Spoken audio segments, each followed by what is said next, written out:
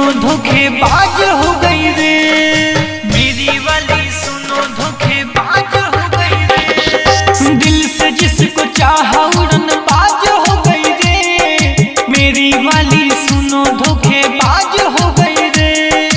दिल से जिसको चाहा उड़नबाज हो गई रे, मेरी वाली सुनो धोखेबाज हो गई रे। बेवफा बेवफा बेवफा बेवफा बेवफा बेवफा, दिल से जिसको चाहा उड़नबाज हो गई रे, मेरी वाली सुनो धोखेबाज हो गई रे। दिल से जिसको चाहा उड़नबाज हो गई रे, मेरी वाली सुनो धोखेबाज हो गई रे।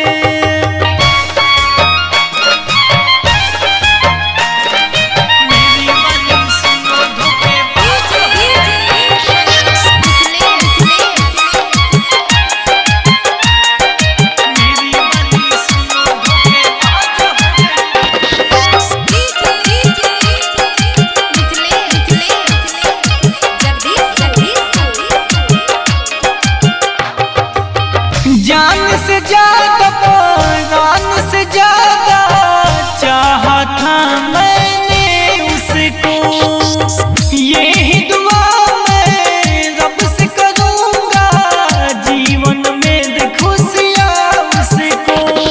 मेरी नजर में दगाबाज हो गई रे, मेरी वाली सुनो धोखेबाज हो गई रे। दिल से जिसको चाहा उड़नबाज हो गई रे, मेरी वाली सुनो धोखेबाज हो गई रे। बेवफा बेवफा बेवफा बेवफा बेवफा बेवफा, दिल से जिसको चाहा उड़नबाज हो गई रे, मेरी वाली सुनो धोखेबाज हो गई रे। दिल से जिसको चाहा उड़नबाज हो गई रे, मेरी वाली सुनो धोखेबाज हो गई रे।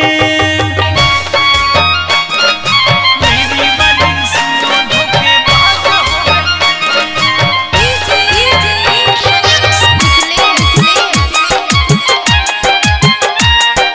मेरी वाली सुनो धोखेबाज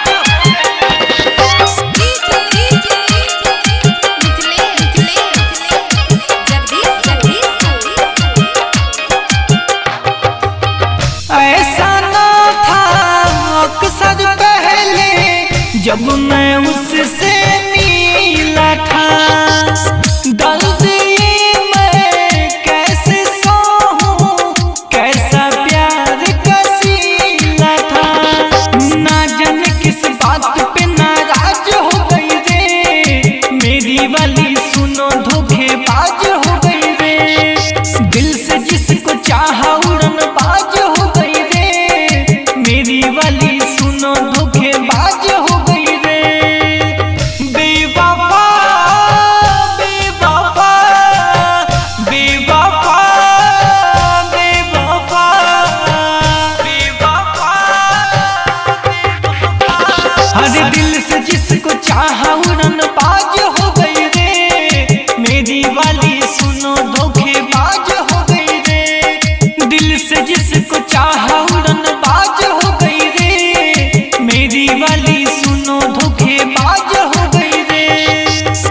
बेवफा बेवफा बेवफा बेवफा। Recording by Brand Studio, Betia।